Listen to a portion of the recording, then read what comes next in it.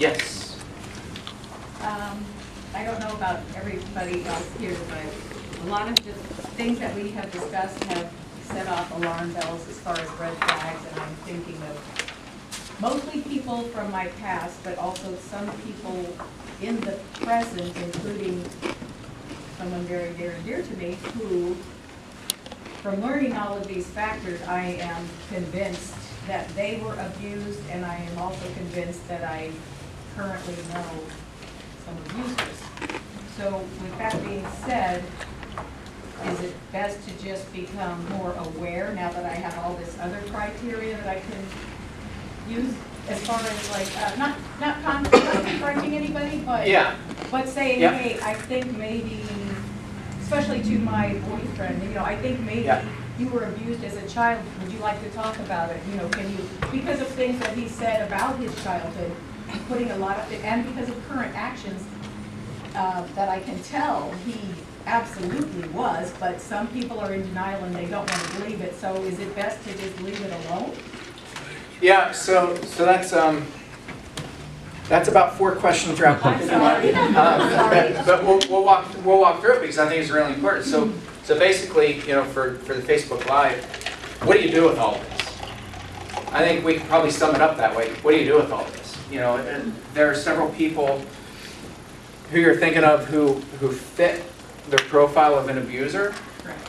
What do you do with them? And other people who you think that they may be survivors of abuse. What do you do with them? We'll start with the abuser part. My goal is to get really far on the preventative side. We don't talk prevention. The state of Pennsylvania is one of, because of the Sandusky stuff that happened, we're touted as one of the best states in the area of child abuse, and all the new laws and Act 126 in the wake of the Sandusky stuff, mandated reporter training. We have all this stuff in place, all these new laws, and it's absolute garbage. Nobody's talking about prevention in the state of Pennsylvania. And it's not because they don't care, it's because they don't know how to prevent it. So we give these generic, quote unquote, red flags and tell people if you see something, say something, but only if it meets the threshold of reasonable suspicion, and only if you're a mandated reporter. And so I've tracked the statistics in the state of Pennsylvania, and since we enacted Act 126 back a few years ago, it's a complete train wreck. I read the governor's report. They have an annual report, and it's a nightmare. So what do we do about it? What I want to do is come on the front end of this and teach. You know, I was teaching some of the techniques, but I want us to, you know, instead of memorizing lists and 20 fruits and all that stuff, I didn't show you guys that stuff to memorize that and say, okay, does this person fit? I'm just teaching awareness so that you guys can feel and listen to your intuition and have something to hang that intuition on. Because at the end of the day, you know, when you're driving down the highway, you're not saying, okay, do I need to press the gas pedal, you know, with this amount of pressure? And, you know, you're not thinking through it, you're just reacting instinctively. We need to start teaching people to react instinctively. So what I envision is people, before kids are abused, once somebody starts using some of these techniques and putting their hands on the shoulder of a kid or reeling a kid in for hugs, and when the kid clearly is uncomfortable, I want us to be interveners and to step up and say, that's not okay. And we don't have to be weird about it, and we don't have to tackle people to the ground, and we don't have to shout, you're a pedophile, you know? Like, we just need to start intervening. And when we start doing that, if kids are being abused, that sends a very clear, unhidden message to them, or unspoken message to them, that you're a safe person for them to come talk to. You know, there's a reason why 82% of people don't report abuse. And, you know, again, go back and listen to all the victims who gave impact statements. There are 156 of them. And it's all public, it's all on YouTube. Go back and listen to them and start listening to the voices of the survivors. And we need to intervene on their behalf. The number one question that abuse survivors ask is, we want to know why people didn't do anything about it. Well, the vast majority of us didn't do anything because we didn't know. You know, we didn't do anything because we didn't see it. We could have been in the very same room as people, as you saw with Apollo Robbins and some of the basic techniques that I taught.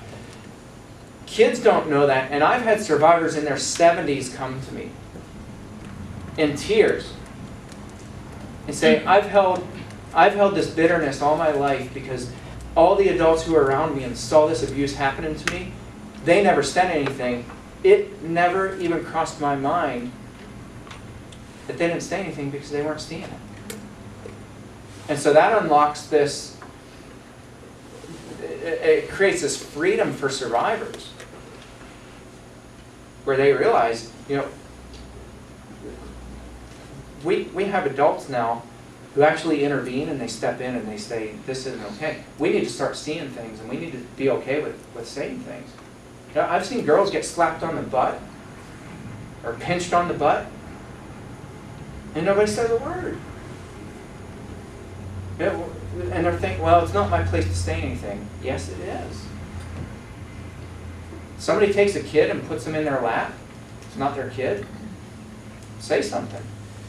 Again, you don't have to be weird about it, but say, that's not okay. That's not an okay, you crossed a physical boundary that's not okay. And we need to say something. We need to tell people. It's not cool. Don't do it again. But then write it into policy. You know, tomorrow we'll talk about policy. Write it into policy. Whether it's the school, whether it's a church, whatever the organization is that's a youth-serving organization, write it into policy. Make it black and white as you can. No adult may initiate physical contact with any minor while on church property. Now, are you going to catch pedophiles that way? Probably not. As far as getting a conviction and arrest, but what you're going to do is create a culture where it becomes really difficult for them to offend. What do you do when you think somebody might be a survivor?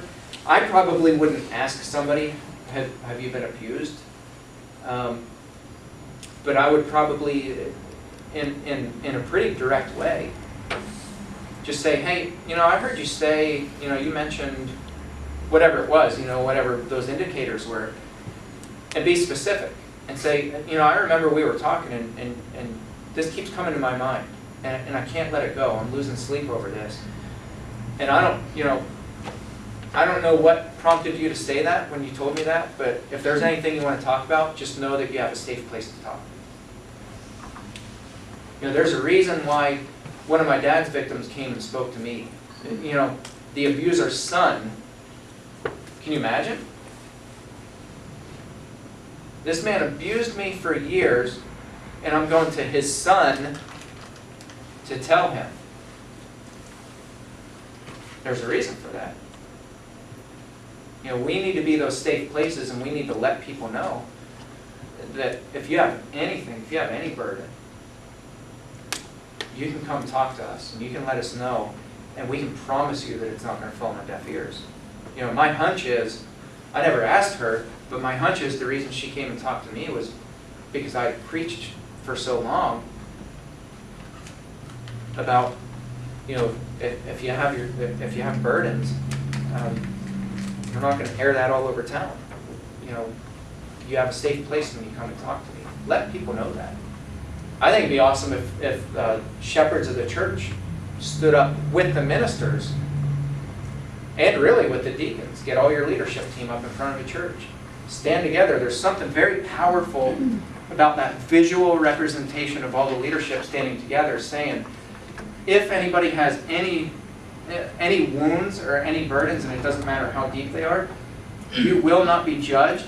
You will not be told that you need to forgive, and you will not be turned away. We will help you heal. You know how powerful that is? And simple.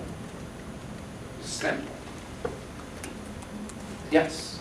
What can we do to increase that percentage of those who are, abused, or experienced it for the first few times to raise that percentage of reporting it? I think in the church, now I'm going to speak specifically to churches. I think the simplest, fastest, and most effective way is for your minister, who, you know, your pulpit minister is, whether the other leadership team likes it or not, they're the public figure who stands before the church and logs the most time in front of the church. And so they need to be, whether they like it or not, they need to be the person with that bullhorn who not only says it, but means it. And where they preach very specific sermons. You know, those two stories that I gave of the women, the prostitute and the woman caught in adultery, those are two sermons that'll preach. And that every survivor will connect and resonate with those stories on a deep, deep level. Well, here at Westside, I have a preaching team that I work with to help review my sermons and put them together, and then also to preview them before I even preach them. So my thought is also this: what if we ask people who are survivors of this, who are public about it, who know There it, you go. say, hey, how would you want me to preach this? Would you be willing to Wow. share with the church something about this? Because then that's saying, because if you look at it from another perspective, if I stand up all day and say, I'm a safe person, come talk to me, I'm a safe person, that could almost sound like a predator. Yeah. I mean, Yeah, I'm yeah. safe, come talk to me, I'll keep it Yeah. all confidential. Well, I'll never tell anybody because then I'll abuse you. And you don't want to do that. So you have to do it in a way that's appropriate, that everybody will hear it, and that I'm going to tell them, talk to me if you feel comfortable. If you don't, talk to me and an elder or an elder's wife, or, you know, find an elder's wife. Find somebody who you feel is a safe person so that, you know, we're not perpetuating more abuse. This This is the preacher in me too, but I'm gonna get on a little soapbox for a little bit. I have friends who are in ministry and they're well-intentioned. I hope you haven't done this, and if you do, don't be offended by it. I won't be hurt. It's people who are well-intentioned, and this is driven more by our culture. So we're tempted to do the sermons with the cardboard testimonies, and I've written about this before. And I said, we as Americans have gotten addicted to the cardboard testimonies, where we parade people across the stage, and on one side of the cardboard statement is who I used to be, and on the flip side, it's who I am now in Christ. So I once was addicted, now I'm clean. You know, and in a matter of seconds, we see this instant transformation of that person's life, and we see them smile, and you know, we're playing the sappy music, and people are crying, and we parade them across the stage. And what I say is, you know, the irony in this is, for all the survivors who are sitting in the audience, what in the world do they write on the back of their card? I'm cutting myself. I have insomnia, anxiety, panic attacks, eating disorders. I cry myself to sleep every night if I can fall to sleep. I know adults who, they still sleep with their shoes on because their dad would come in and sexually assault them in the middle of the night. A woman in her 40s wears her tennis shoes to bed at night in case she has to get up and run.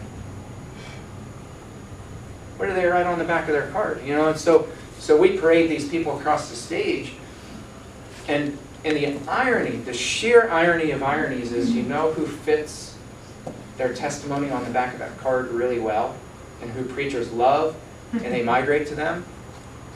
The predators.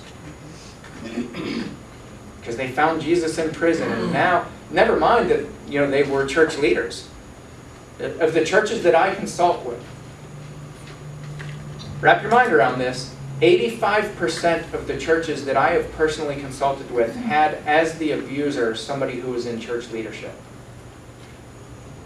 The vast majority of people were church leaders, and now all of a sudden they found Jesus in prison, and now they're on the, you know, the up and right life, and they're good and clean. And so we, you know, and churches have paraded pedophiles across the stage, and meanwhile the survivors are sitting there like, feeling like my story just doesn't fit.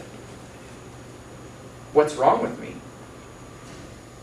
So yeah, I would just add to that, Andrew, and say, you know, I applaud you, I amen you, and I say, you know, it's one thing to say it, it's another to mean it, and I love that idea of asking survivors, help me write my sermons.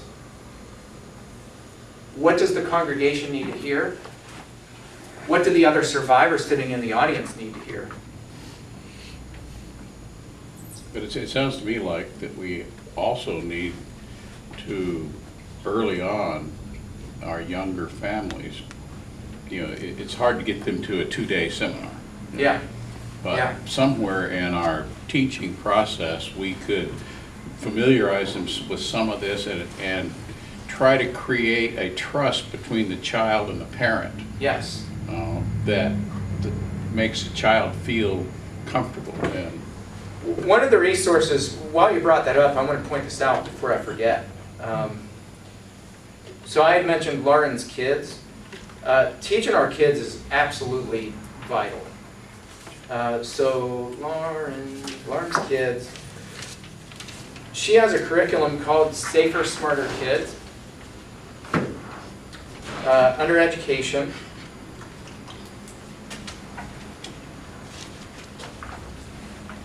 There's Safer, Smarter Kids.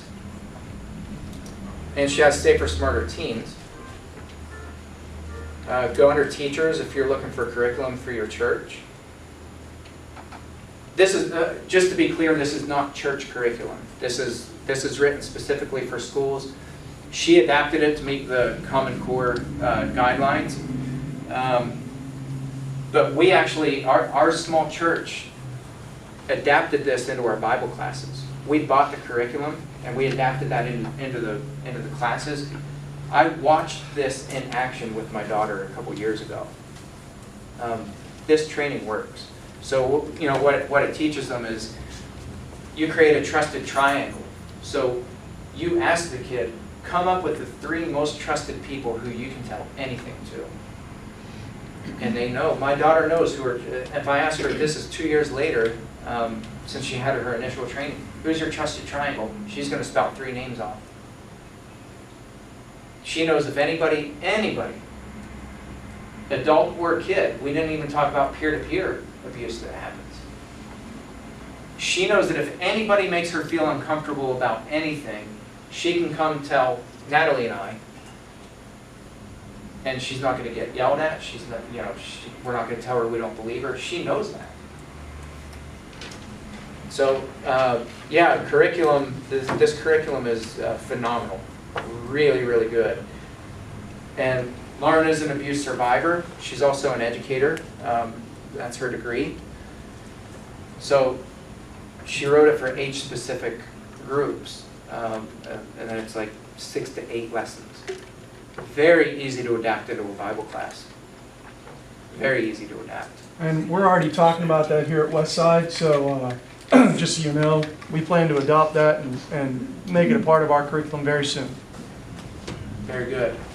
There's no other major questions, or there are? I've got just a statement. Going back to the early story about the guy at the carousel at the mall Yeah. and people showing up at church, your statement was that he hadn't broken any laws, there wasn't much we could do with him. I would encourage everybody to maybe not stop there, because some of these guys are out on parole or probation. They're already registered sex offenders, and it may be a violation of their parole or probation just to Very be good here. point. So don't hesitate to call. If some weird guy shows up here at church and he's been here a couple Sundays and he seems to be showing an unusual interest in the kids, don't be shy to call the police department and say, hey, this is what's going on. Because they can deal with it. They may even show up, in fact I suspect they would even show up in a suit and tie and look like one of us and watch this guy and deal with it. Yeah. I know things change from one jurisdiction to another, but it's pretty easy here in Kern County to get a parole violator or probation violator in jail right now. It's And pretty easy. on that note, if you do call the police department, keep in mind we've got a lot of young officers, and if you call and they say there's nothing we can do about this, ask for somebody else. Do not stop there. Yeah. Ask for someone else. Yeah. Ask for the watch commander, ask for whoever, but make sure you're talking to someone who's gonna get you a little bit more than sorry, I don't know what you can do, because a new officer may not know. They just don't know, they learn things as they go, it's a learn on the job kind of job sometimes. I'm glad you guys brought this up, and I'll give two examples of this. One is, oddly enough, when you think you've seen it all, somebody surprises you. I had a stalker who, I thought it was one of our members who was prank calling me, because the night before this guy was joking about, he said, one of these days I'm going to call you up at the church and I'm going to prank you. And we literally had talked about that. The next morning, on a Sunday morning, I got a phone call. This guy's like breathing into the phone and like just really dramatic, and I was like, there's no way this is real. And he's like, what kind of stocks are you wearing? I'm like, good one, Mike. So, I'm going on and on. And so he gets to church, and I was like, yeah, nice call this morning. And he's like, what are you talking about? And so I thought he was just messing with me. So after a while, I figured out he wasn't messing with me. He really didn't make the call. So I went into the caller ID and I had to do some homework. But it turns out it was in a town like several miles away. And this guy asked for me by name. He knew who I was. And so I start researching here. It's a pedophile. And this guy had all kinds of charges against him. So I notified the borough police, the detective in our town, and I mentioned the guy's name, and I said, does he ever come around Somerset? She knew exactly who he was. And she said, actually, he bounces back and forth between that town and Somerset. She said, I'm paying a visit to his house. She's like, because actually, they had kind of lost contact with him, and I guess he had a habit of going to like soccer games, and he would take pictures of kids and all kinds of weird stuff. But he had a long rap sheet. So I don't know what she ever did, but she promised she would nip it in the bud. And then another guy was just recently, this was probably 5 months ago. I got a phone call from a sister church in town, and they said that there's something about this guy that just kind of tipped them off. And then a teenage kid said that this guy was dating his mom, and then he had just gotten out of jail. So I asked what the guy's name was, talked to some friends in high places, and we found out the guy he had just been paroled, and he was in violation of his parole. He was an SVP, sexually violent predator, had no business being anywhere near kids. And I've had Harrisburg, the attorneys released the terms of parole to me, so I know what they are. So when people come in and they say, oh, I'm not on parole, first thing I do is pick up the phone and I find out. Are they on parole or probation? If they are, and if they say that they are, which 9 times out of 10 they don't, they'll say, well, I don't have any restrictions. Most people don't know. So you always pick up the phone, always verify it. Very good point. And the other thing too, I would say this, police officers only know what the public tells them. Pretty hard for the police to do their job if the public doesn't inform them. Or if we only call when a crime's been committed. Believe me, police do appreciate. They appreciate when you call and just give tips. I do it often. There's nothing that's reportable. It's nothing that, people don't violate the law, but I say, just so you know,